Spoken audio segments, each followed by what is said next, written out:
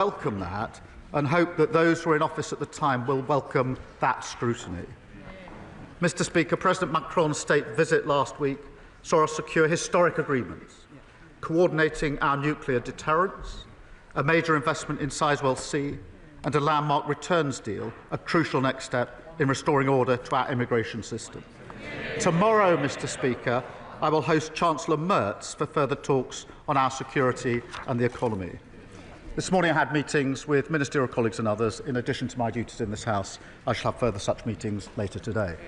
Thank you, Mr. Speaker. Families in Burton and Uttoxeter are watching their smart meters like hawks and dreading that moment when their energy bill lands on the doorstep. So I welcome Labour's Warm Homes discount that is going to mean £150 off energy bills for millions of people across this country, providing meaningful support in these difficult times. Can the Prime Minister set out how this is going to help support families in my constituency and around the country? Prime Minister. Well, I thank him for his question. I, of course, met his constituent Nicola in her kitchen, and she told me about how hard she's working to support her 3 children, but the past decade has let her down with false promises and public services array.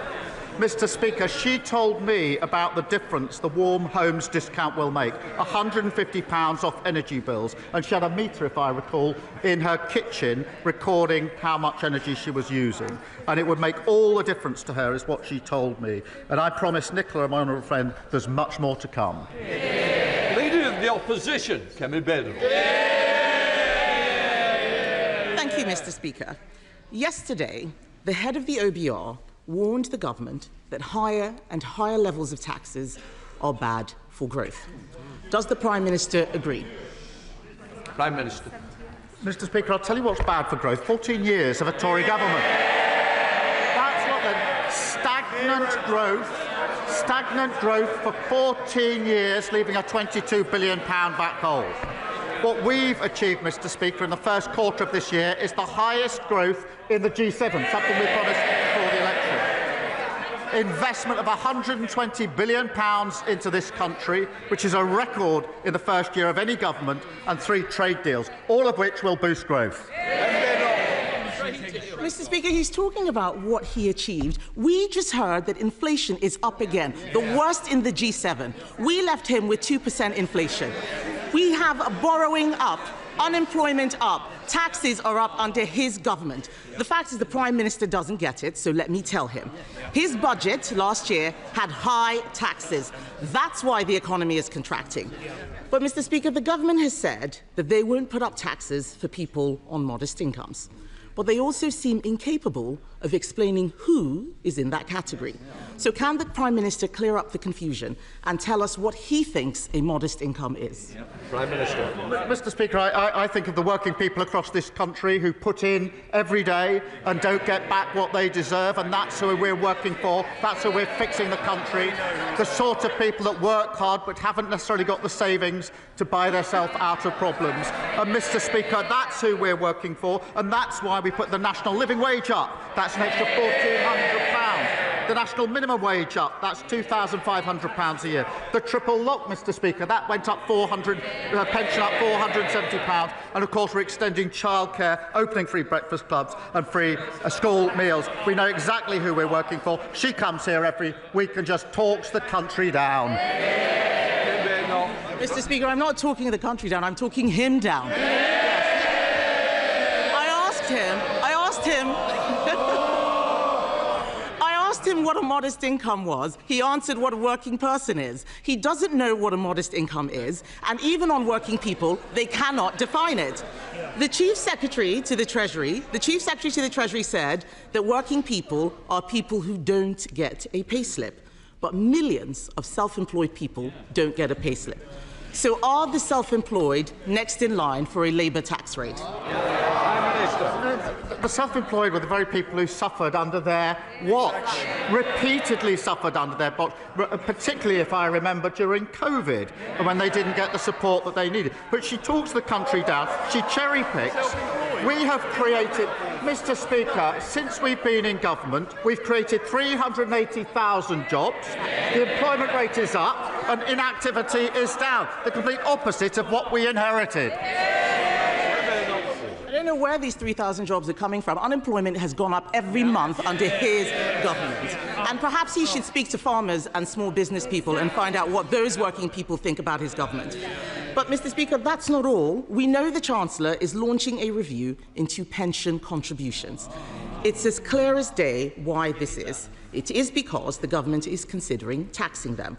Does the Prime Minister agree with me that a tax on pension contributions is a tax on working people? Prime Minister. Mr. Speaker, we made absolutely clear manifesto commitments, which she asked me about last week and we're keeping to. I'm not going to write the budget months out from the budget. But, Mr. Speaker, I'm proud of the decisions that we took to invest in our NHS, to invest in our public services, all the decisions that they opposed. And it's no wonder that after a first year of a Labour government, business confidence is a 9-year high. 9-year high. That's longer than she's been in government. Mr. Speaker, 384, I'm not withdrawing, I'm going to repeat. Business confidence is at a 9-year high. Mr. Speaker, he says he's not going to write the budget, but his Chancellor is on the front of the Daily Mirror talking about what she's going to do on taxes. So why can't he do the same in the chamber? Yes. But I asked him about pension contributions. The truth is he doesn't want to talk about pension contributions. It's all right for the Prime Minister. He has his own special law to stop his personal pension from being taxed.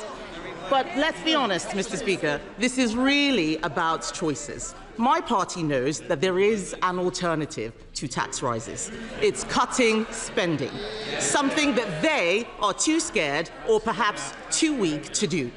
We offered to work with him to reform welfare and make meaningful savings. But his refusal sent a signal, and now the cost of borrowing is rising. The budget is in November, that is months away, and the markets may not wait. What will the Prime Minister be doing over the summer to get a grip on the cost of borrowing? Prime Minister. Mr. Speaker, they left the most incredible mess in the economy, and now they think that they can lecture others. I think just last week their chairman said that they've done the necessary apologising for the 14 years of failure. They've done the necessary. I didn't hear an apology for the lowest living standards in living history. I didn't hear an apology for the £22 billion black hole. I didn't hear an apology for the Liz Truss mini budget. So maybe she should like to stand up and make that apology now. Mr. Speaker, he's not doing... Yes. Mr. Speaker, he's not planning on doing anything this summer to fix the economy. The shadow of the last budget is hanging over the entire country.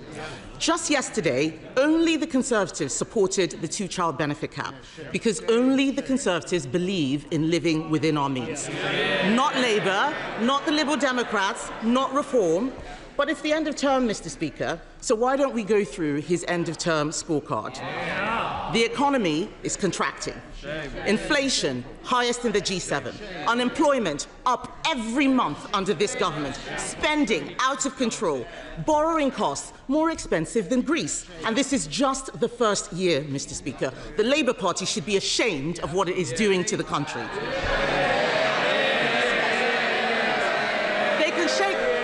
Mr. Speaker, they can shake their heads as much as they like. The fact is, this summer, they're going to have to go to their constituents and explain why they've been making such a mess over the last 12 months. And isn't the case, Mr. Speaker, that the worst, given that this is just their first year, the worst is yet to come? We're happily going to go to our constituents. We're going to tell them we promised 2 million extra NHS appointments and we delivered 4 million extra appointments. Mr. Speaker, I've got to upgrade that. It's now 4.5 million extra appointments. So we're going to tell our constituents that. Then we're going to tell them about the free school meals we're rolling about, the free breakfast clubs, the free childcare and school uniform costs. We'll tell them about that. And then when we've done that, we'll move on to affordable houses and tell them about the £39 billion we're investing. When we finish that, we'll tell them about the rail and road upgrades across the country, the £120 billion investment, and, of course, the 3 trade deals. And, Mr. Speaker, we're only just getting started.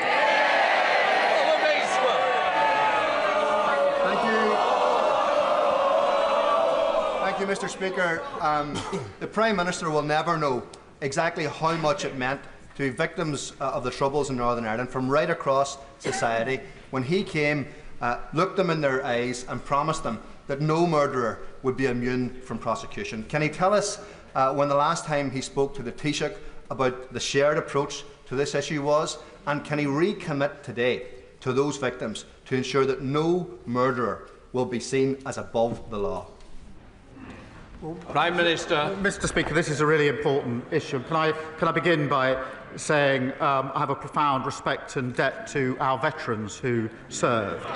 This is a complicated issue, and we've got to get this right.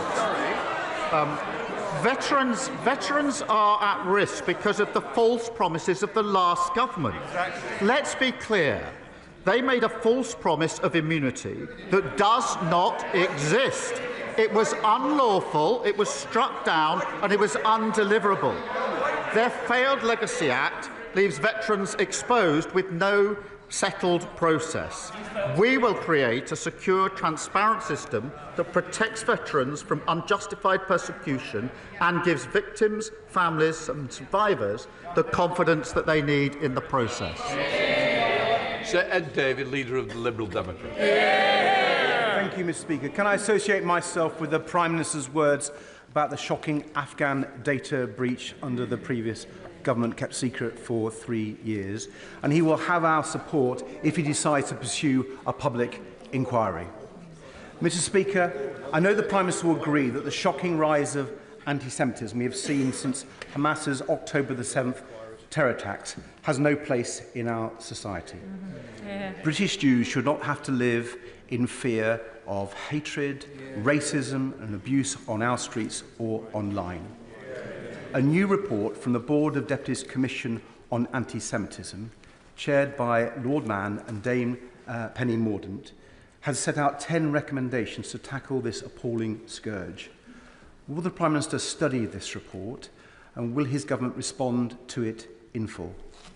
Prime Minister. Yes, we will, and we must fight anti-Semitism wherever we find it, as we must fight all hate offences, crimes and incidents wherever we find them. Sir Ed David. Can I thank the Prime Minister for that reply? I hope we will see more action to tackle anti-Semitism. But turning to the Middle East now, Mr. Speaker, the world is looking on in horror at the scenes from Gaza. And now Netanyahu's ministers want to lock the whole population of Gaza into effectively a giant prison. A plan that would clearly amount to ethnic cleansing, as former Israeli Prime Minister Olmert has said. Does the Prime Minister agree that this is utterly abhorrent and unacceptable? And will he make clear to the Israeli government that the UK will not stand idly by and will act, starting by sanctioning Prime Minister Netanyahu himself? Prime Minister.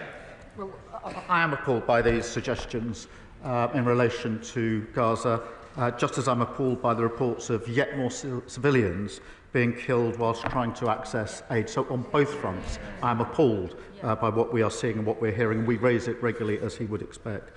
In relation to the civilians being killed, I would expect them to be fully and transparently investigated with full accountability for any failings. And Israel must clearly put in place measures that properly protect civilians in line with international law. And that is the case we're pressing repeatedly. But we do also want to see, and alongside that, an immediate ceasefire so that the hostages, the remaining hostages, can be brought out and aid at volume and at speed can be got in, and a political process opened that, in my view, is the only way we're going to get a lasting solution. And the back there. Thank you, Mr. Speaker. Last week, 4-year-old Eli Tester was killed in Rottenstall Cemetery when a memorial stone fell on him. All of Rossendale was shocked by this tragedy, so I hope the Prime Minister will join me in offering our deepest condolences to Eli's parents and family. And Mr. Speaker, families in Rossendale are also deeply concerned about reports that Reform-led Lancashire County Council are considering cuts to nursery funding. This would raise costs for working parents and might even force some nurseries to close. If this is an example of the sort of efficiencies that Reform are considering, then all of Lancashire, indeed all of us, should be worried. So would the Prime Minister join me in asking Lancashire County Council to think again? Prime Minister. Can I extend my deepest condolences to Eli's friends and family? And I do join him in urging the new Reform Council to think again and to change their mind on damaging cuts that hit children and young families. I have to say, my honourable friend is doing a much better job than his predecessor, the Conservative Party chairman under Liz Truss, who has now joined Reform, which proves once again, if you vote Tory, you get Reform, and if you vote Reform, you get the Tories. Whilst both of them are cutting services at home, we support families with free school meals, free breakfast clubs, and extending free childcare. Sir Desmond Swayne. Jack Straw told us that the 98 Act places on us no expectation that we will remedy a declaration of incompatibility issued by a court. So the Prime Minister is wrong to say that the Legacy Act is struck down. But his own proposals, which open the door to compensation to Gerry Adams and place in jeopardy our own servicemen, present enormous difficulty to those of us who have served, increasingly on his own benches. Will he consider that? Prime Minister. Mr. Speaker, the failed Legacy Act was struck down by the courts in Northern Ireland, and that leaves veterans exposed. What we're doing is creating a secure, transparent system that protects veterans from unjustified persecution, but also gives victims, families and survivors the confidence that they need in the process. Paul Wall. Thank you, Mr. Speaker. Workers in Rochdale on the minimum wage received a much-needed pay rise this summer, thanks to this government. But honest businesses are being undermined by the menace of illegal working, particularly illegal working by illegal migrants from Iran and Iraq in bogus barbershops and fake vape shops. So will the Prime Minister agree with me that we need to speed up the rollout of digital ID, particularly to help our police and immigration staff crack down on this grey market that ruins our high streets and undercuts the workers' pay of British workers? Well, my honourable friend is an excellent champion for Rochdale and a strong supporter, I know, of his local police and trading standards teams. Since we came to power, Mr. Speaker, we've ramped up enforcement raids on illegal working. Arrests have gone up by 50%, and we're tightening the law on delivery drivers. Digital ID will help us tackle illegal working, and we're rolling out the use of e-visas to have digital records of immigration status and checks to allow on-the-spot checks of anybody's right to work. James McCleary. Severe pregnancy sickness, hyperemesis gravidarum or HG, can mean vomiting more than 20 times a day. It causes physical discomfort, acute malnutrition and severe dehydration, which often leads to hospitalisation. It has profound and long-lasting mental health consequences. Recently, it was reported the woman took her own life after being denied access to the only licensed treatment, Zomvia. Tragically, her unborn child died too. The drug is licensed and available, yet women face a cruel postcode lottery to access it. Will the Prime Minister work urgently with the Department for Health to end this scandal so that every woman who needs Zomvia can get it wherever she lives?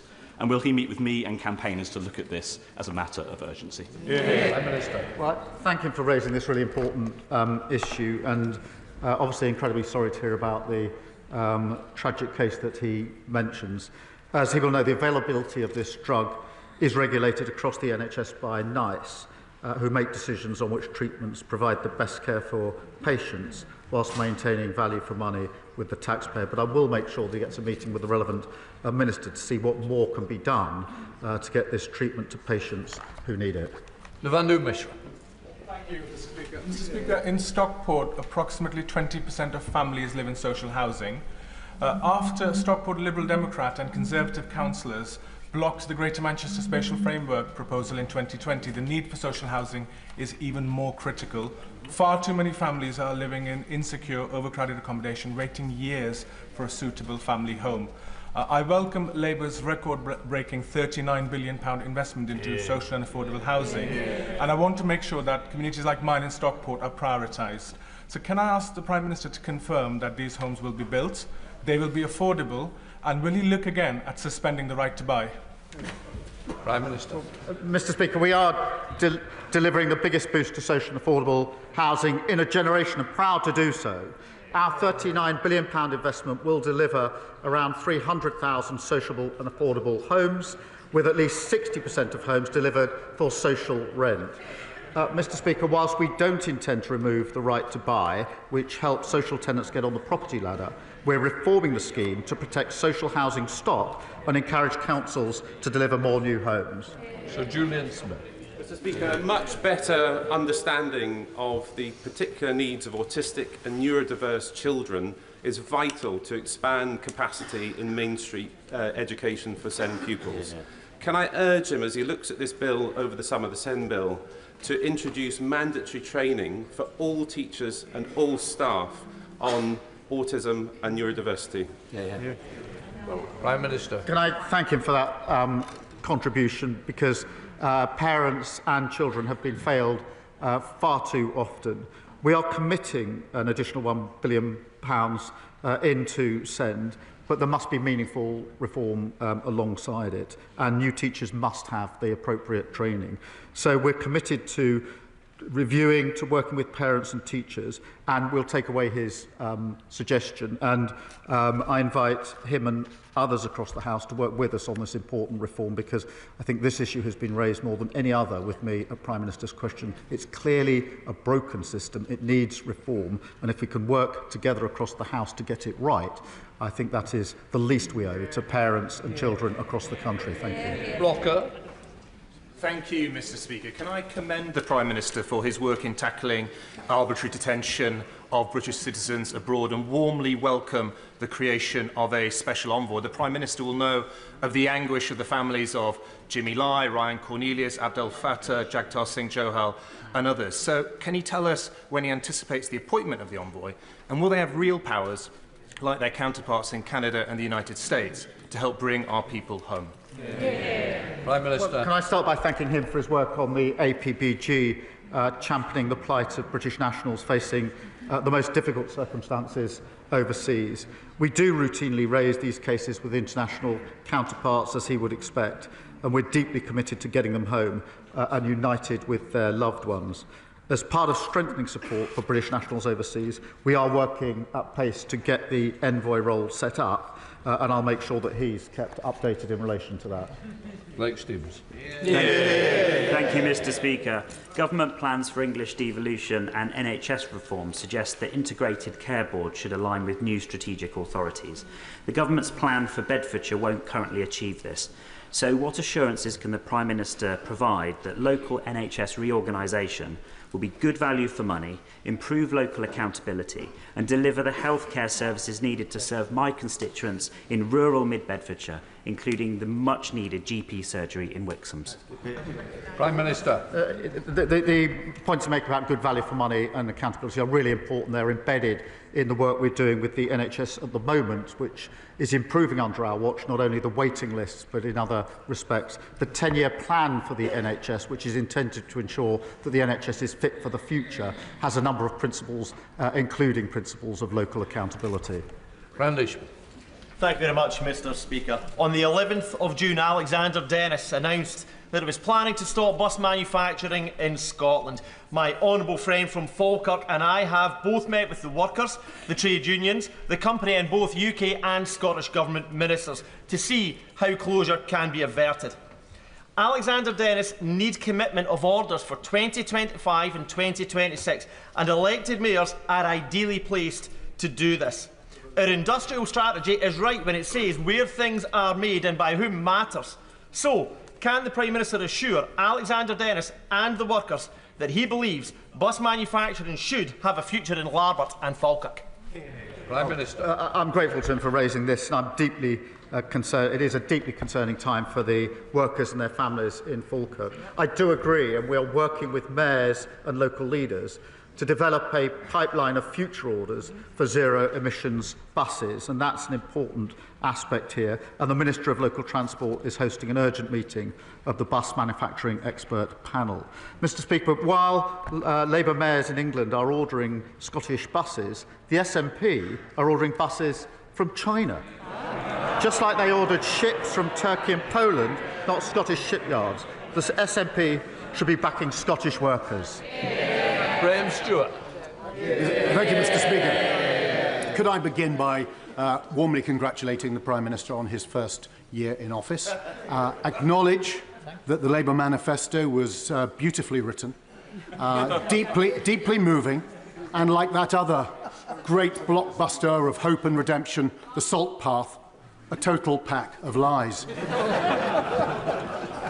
With joblessness, inflation and debt ballooning, his personal ratings collapsing, and his backbenchers on a work to rule, could the Prime Minister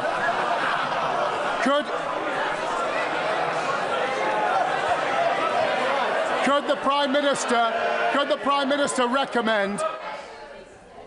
Come on, let's get on with the question. Could the Prime Minister recommend a summer recess read in order to take all our minds away from the calamitous journey on which he and the Chancellor have embarked? I think most of the backbenchers are already on their summer recess, looking at the benches opposite, Mr. Speaker.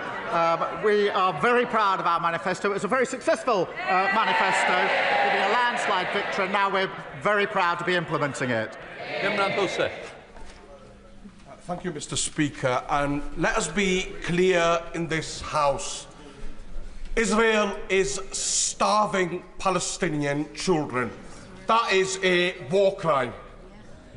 Israel is killing Palestinian children as they queue for food. That is a war crime. Our government quite rightly imposes thousands of sanctions on Russia for its war crimes in Ukraine. How many more horrors must we witness before the Prime Minister acts with the same scale of sanctions against Israel to stop this genocide? Don't Palestinian lives matter? Hear, hear. Prime Minister. Mr. Speaker, as I said earlier, I'm appalled by reports of more civilians being killed in Gaza, particularly when they are trying to access aid. And each of those incidents does need to be fully and transparently investigated, with accountability for any failing. That, of course, has to be alongside the ceasefire that is desperately needed, and we're working hard with others to achieve, to release all of the hostages that remain, but also to protect civilians and get much more aid at speed and volume into Gaza. Lincoln John. Thank you, Mr. Speaker, and I can see why you call these sessions Prime Minister's questions and not Prime Minister's answers.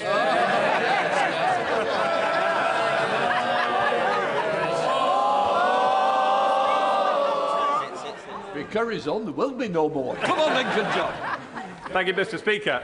Following the magnificent success of the England cricket team earlier on this week, and the triumphal return of Mr. Jofra Archer, would the Prime Minister agree that what he needs to get from his ministers over the next 12 months is more pace and less spin? Prime Minister. My ministers have delivered on the NHS, on the economy, on rail, etc. He needs a break. Thank you, Mr. Speaker. Successive Conservative governments failed to invest in the North East's transport infrastructure, whilst the Labour government is already changing that with the £1.8 billion recently secured for the region. Upgrading Moor Farm and Seatonburn roundabouts can build on that, unlocking growth, and it's supported by local people and businesses. Does the Prime Minister share my disappointment that rather than support my campaign for upgrades, the Conservative leadership in Northumberland County Council are actively undermining my lobbying efforts to deliver this game changer for the North East? Prime Minister. She's doing a superb job for Northumberland, and I'm happy to set out what we've delivered. Over £400 million of funding for Northumberland County Council this year. That's a 5.8% increase this year, Mr. Speaker, an 80% increase in the number of homes starting construction in her area, a near £30 million increase in funding for Northumbria Police, and 14 free breakfast clubs in Northumberland, supporting over 3,000 children. That's the difference a Labour government makes. Thank you, Mr. Speaker. During my meetings with guests on the Homes for Ukraine scheme in my Newton Abbot constituency, they are telling me that they are worried about their visas running out, even with the 18-month extension. They see reports of Ukrainians being refused asylum in the UK since it's said to be safe to return to Ukraine, even while Putin's missiles explode in Ukraine cities in record numbers. Some of their children are working through 2- or 3-year education courses and are frightened of having to leave. Will the Prime Minister meet with them and myself to hear their plight and offer them some hope in this uncertain and dangerous world? Prime Minister.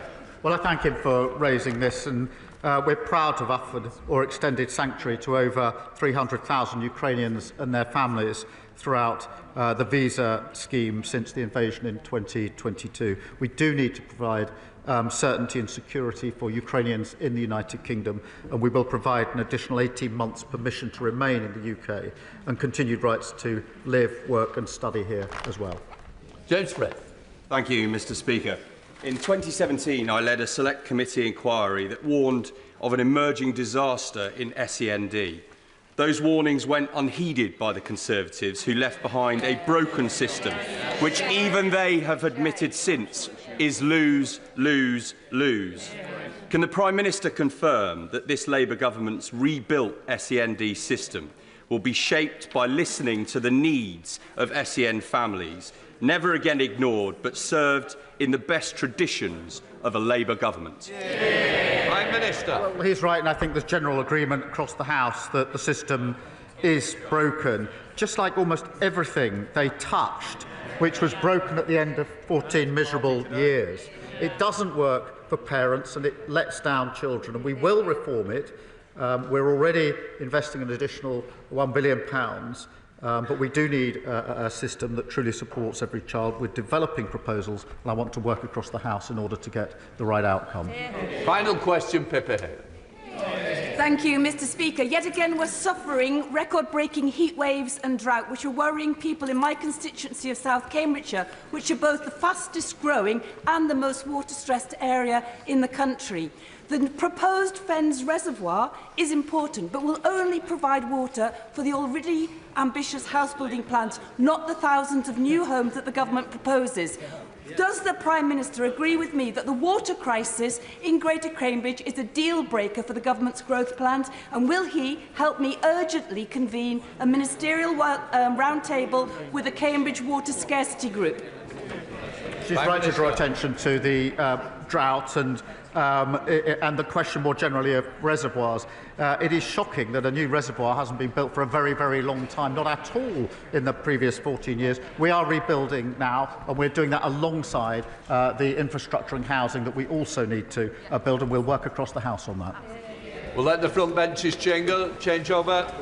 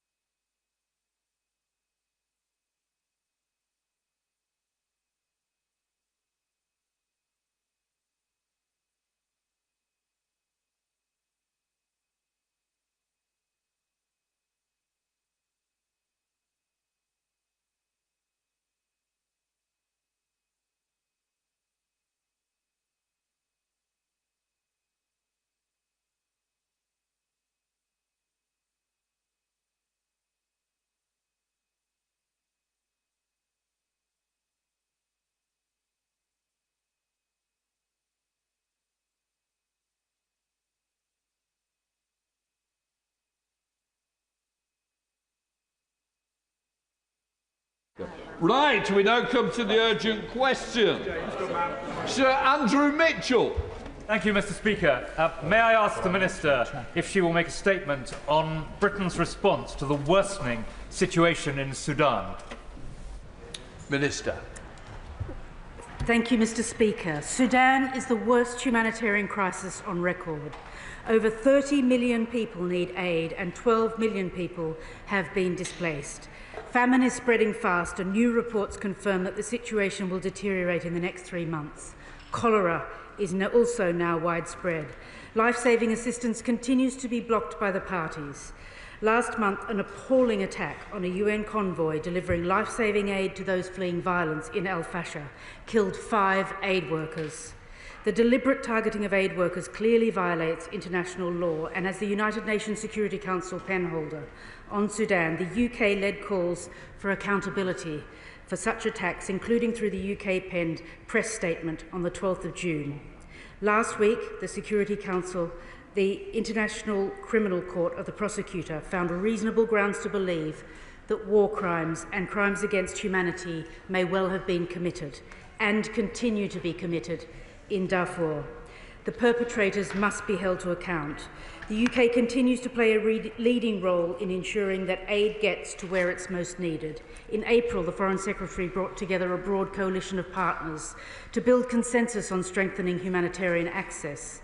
The co-chair's statement calling on the parties to facilitate humanitarian access in accordance with their commitments in the Jeddah Declaration. Over £810 million in funding for Sudan was announced, including £120 million of UK aid, supporting over 650,000 people this year. In the absence of a ceasefire, Mr. Speaker, the humanitarian situation will only worsen. We continue to call on the warring partners to place the interests of the Sudanese people over their pursuit of a military victory. The UK is working with our international partners to push the warring partners to return to the negotiating table and commit to a meaningful, sustainable ceasefire.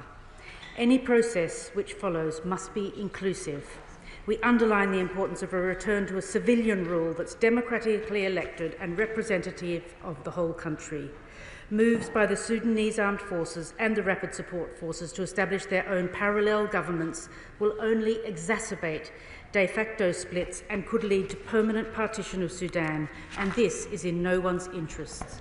Mr. Speaker, we have and we will continue to use all diplomatic tools at our disposal to protect civilians, get aid to those who need it most, and support a Sudanese-led peace process with civilians at its heart. Sir Andrew. Thank you very much, Mr. Speaker, for granting this urgent question today. I make no apologies for raising the dire and desperate straits of the Sudanese people again in this House, not least because it is Britain which leads on the Sudanese situation in the United Nations on behalf of all other nations. The people of Sudan are in the throes, as the Minister said, of the worst humanitarian catastrophe in the world, and the situation is worsening, even if such things can hardly be imagined. Earlier this month, Mr. Speaker, the United Nations and international organisations reported mass displacement of tens of thousands of people following the combatant forces advancing across Kordofan states. There have been months of increased mobilisation of fighters, including the recruitment of children from across Darfur.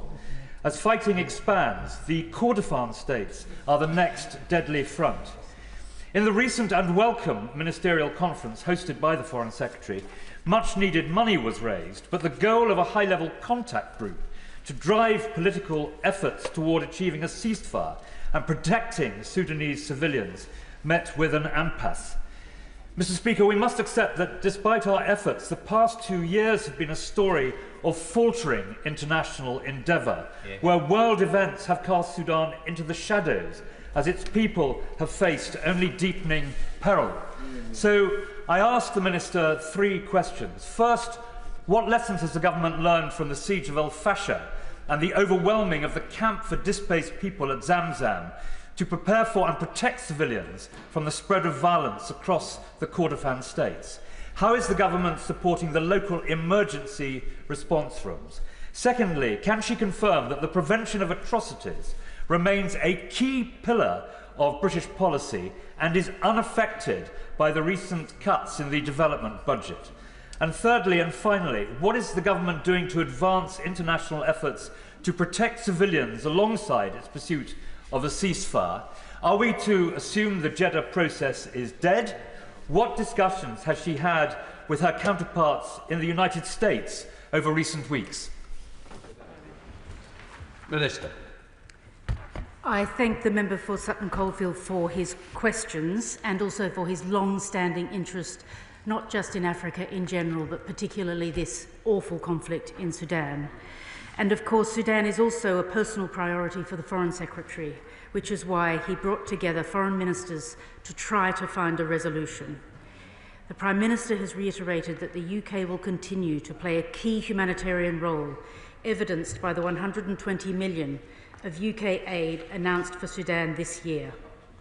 And on the question that he asks in relation to the work post-Jeddah, we are working to sustain the momentum of the actions agreed at the conference.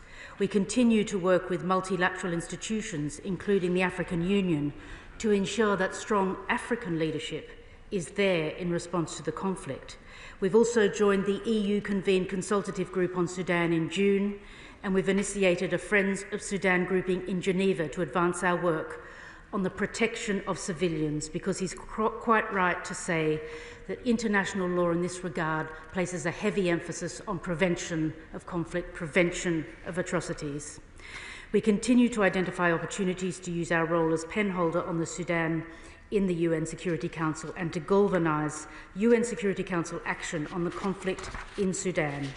He also specifically asked about the situation in the El Fasher camps, and I want to reassure him that the UK is doing all it can, but the question always is access. We have the money, we have the workers, it's access that we need in order to provide that life-saving aid, and that is the nub of the issue which we were working on. Thank you, Mr. Speaker. There isn't a single person in my Sudanese diaspora community in Sheffield who haven't been affected by the horrific violence in Sudan. But the most harrowing part for them isn't the regular communication jams, blocking parent from child and brother from sister, or the multiple displacements of millions of the most vulnerable people, or indeed the famine ripping through the population. The worst part is, whilst this, the worst humanitarian crisis in the world, is breaking every boundary we know, world powers continue to look away.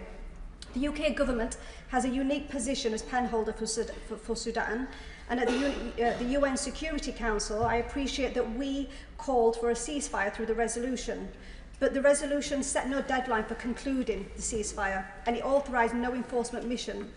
So, Minister, my question is, what are we doing to enforce accountability for the shameful complicity of states backing the warring sides, and when will we push for an agreement of a ceasefire so that the people of Sudan can be free from this horror?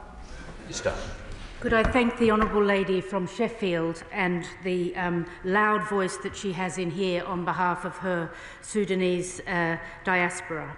The most important thing that the UK can do to build on the momentum from the London Sudan conference, bearing in mind that we were the first to really have such a conference, is to continue to base our work on the statement from the co-chairs of that important conference, to continue to, as she says, use our role at the United Nations and to work through the new Friends of Sudan grouping in order to keep pushing at the highest level, as she says, using our position on the UN Security Council to galvanise the Security Council action and continue the important supply of aid into the region.